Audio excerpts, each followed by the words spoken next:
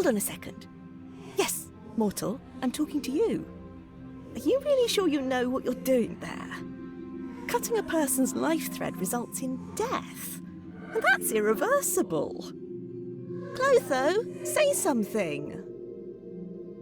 Lachesis, don't interfere with the human's decisions, sister.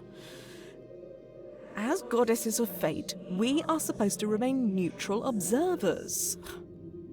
Am I right, Atropos? Atropos reminded her sisters that they were arguing to no avail. The mortal's choice had been predetermined long ago. Oh, Atropos, can't you speak like a normal person for once? Atropos found her speech quite normal and declined to dignify the remark with a response. So, human, what will it be? The human turned to Atropos, hoping for a solution to the dilemma, but no answer was forthcoming. Remember, Sunshine, you don't have to do this. What are you waiting for, mortal? Make your choice. The human turned.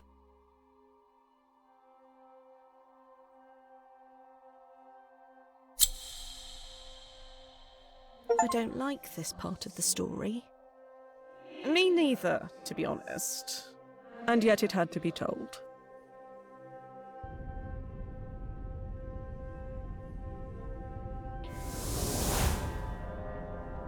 What?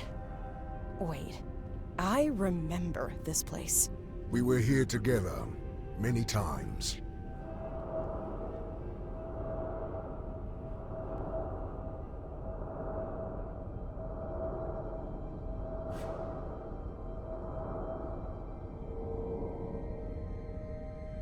Right. What did you call it again? The world in between. We thought it a fitting locale for our encounters. I mean, a mortal woman and death. Encounters. Ah, charming as always, Thanatos. These shadows on the wall. Are they the souls you couldn't... Yes. They are trapped here forever, reminding me of my mistake. You have to forgive yourself, Thanatos. I would much prefer to leave the past in the past. You won't ever change, will you? Death is as unchangeable as it is inevitable. Now show yourself already! Ugh, there's no reason to put on an act with me. Hello, Morwen.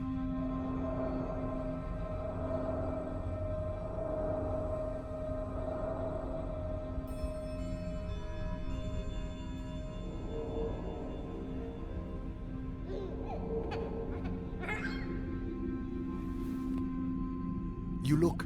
Dead? I am afraid so.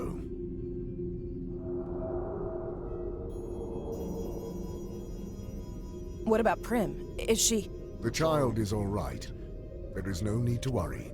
No, she's not. She needs someone by her side. Especially now. Remember what the goddesses of fate said when she was born?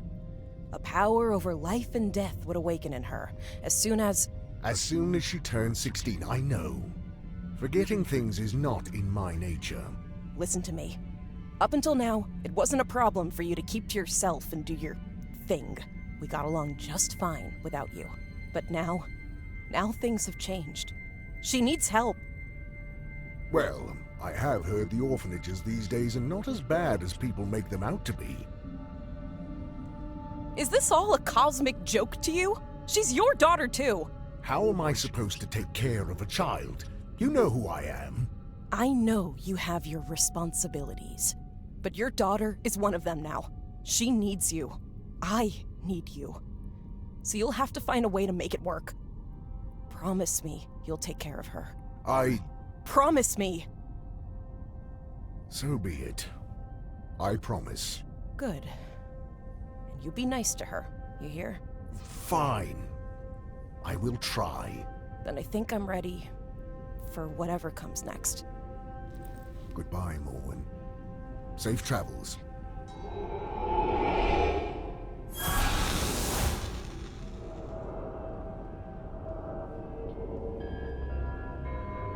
I will need to make preparations before transporting the child to my realm. Death has a daughter. This is ridiculous.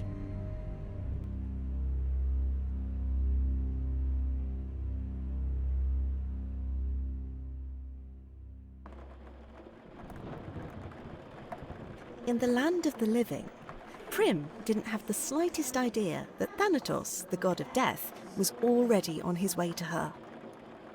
The girl's mind was engulfed in a haze of grief, for her beloved mother, Morwen, had passed away in a terrible accident only weeks before. Mourning makes mortals do strange things. In Prim's case, she did what any 15-year-old would do. Go somewhere forbidden.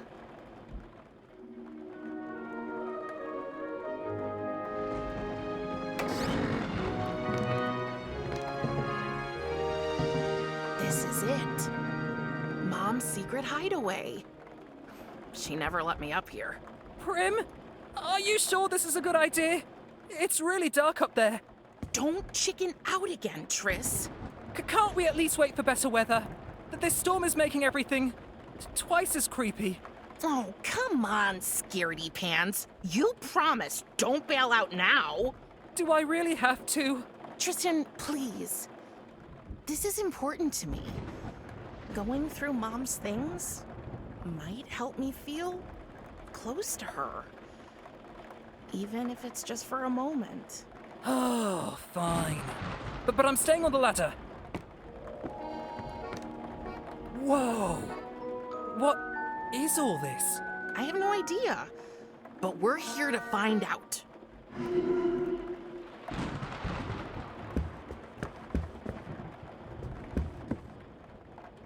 This part of the attic is so dark, I won't be able to find anything without some light. And we all know the coolest things are hidden in the darkest places. Ugh, I really hope Mom didn't put that thing in my crib, although that could explain the nightmares. I hope the chicken this monstrosity came from is just as big. Otherwise, ouch.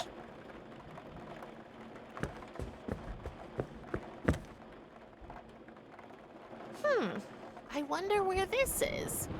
Mom usually didn't take pictures of houses. She was more of a portrait photographer.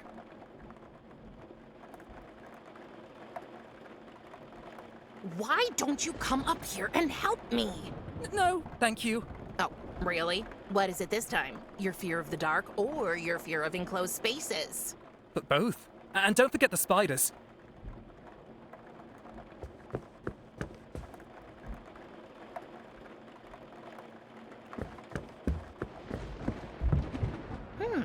Strange.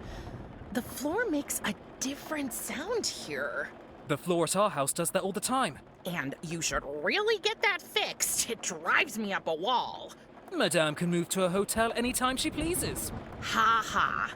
You do know I'm thankful you and your family took me in. I mean it. Even with my dad doing his weird magic tricks all the time? It's so embarrassing. A price I'm willing to pay to avoid homelessness. And to live with your best friend. Yes, that too. Hey, I mean, at least you know your dad. Mom never told me anything about mine. So, what's this under my feet?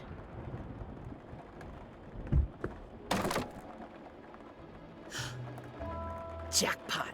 A box. And a present? It must be for my birthday. But isn't your birthday next week? In 3 days and 2 hours, to be precise. Mom planned ahead. Oh.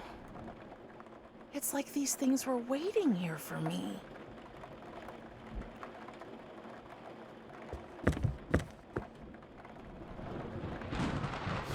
What a strange box. It's surprisingly heavy for its size.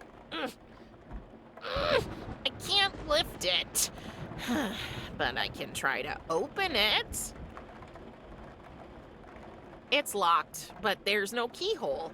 Only a skull-shaped notch. There must be a way to get it open. I'm sure Mom hid something around here.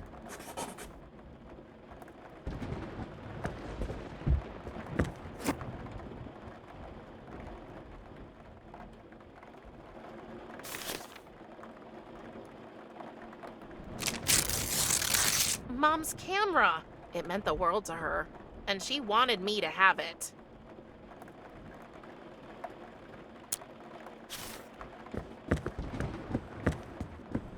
Let's see if we can shed some light on the matter.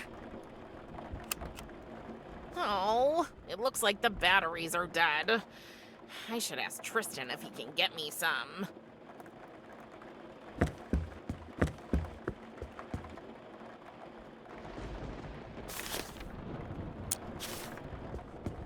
Tristan, can you get me some batteries for the camera? They're in the living room. Sure. But be careful. You know me. I'm graceful as a... Whoa, whoa, whoa, whoa, whoa, whoa, whoa! I'm okay! He'll never learn.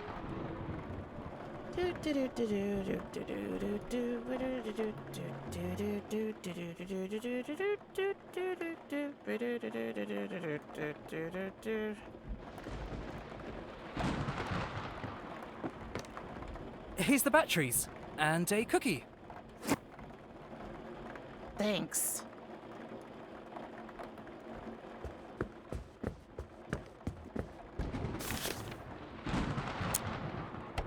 That should do the trick. This is my cookie.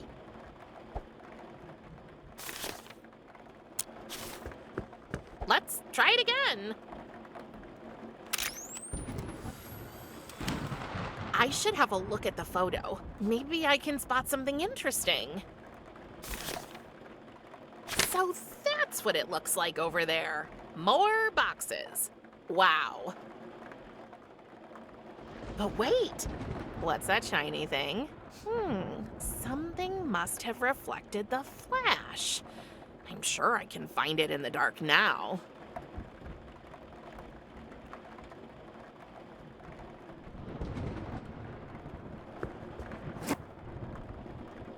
A necklace?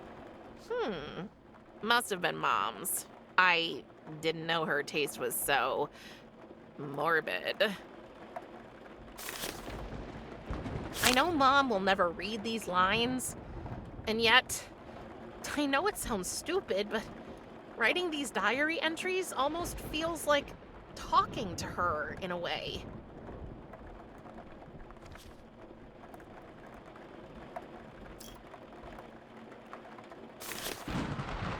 It may be old, but not old enough to stop me from eating it.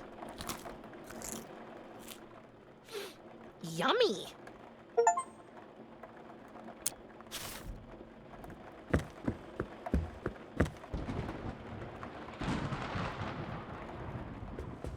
The tiny skull fits right into this little notch. Let's see what's in here.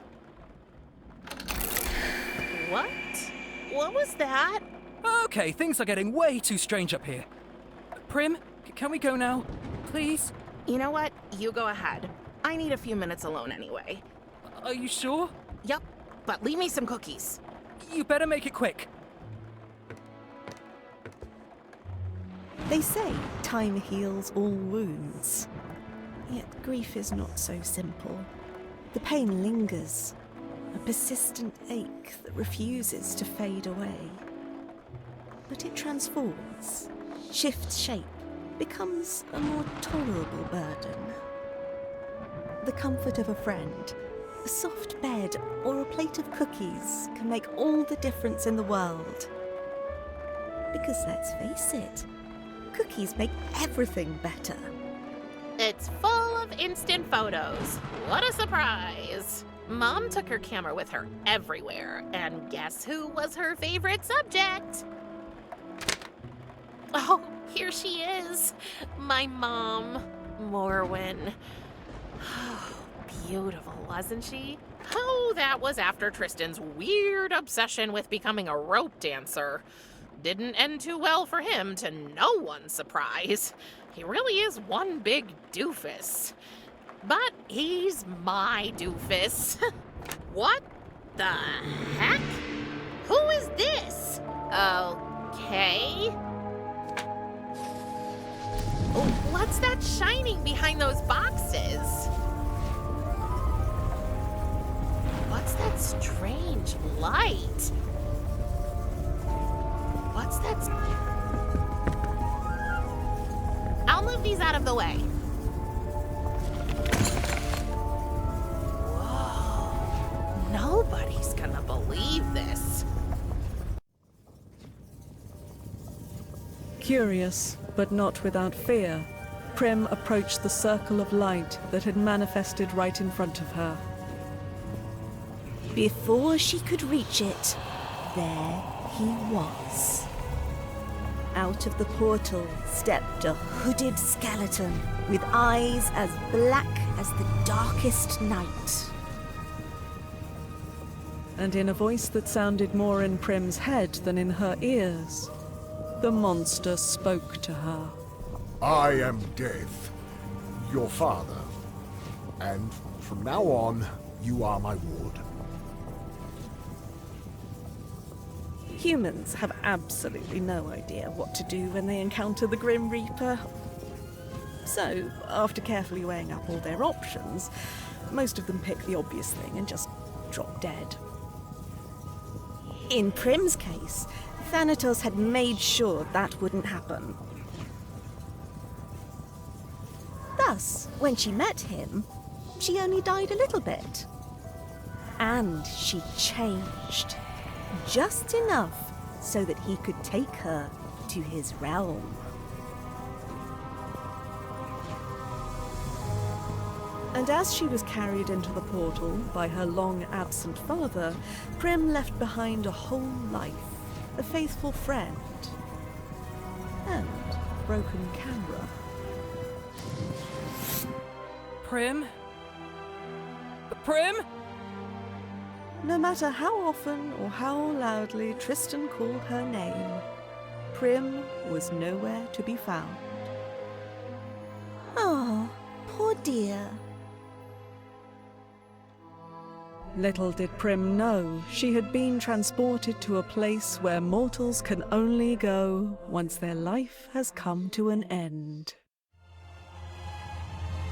The realm of the dead.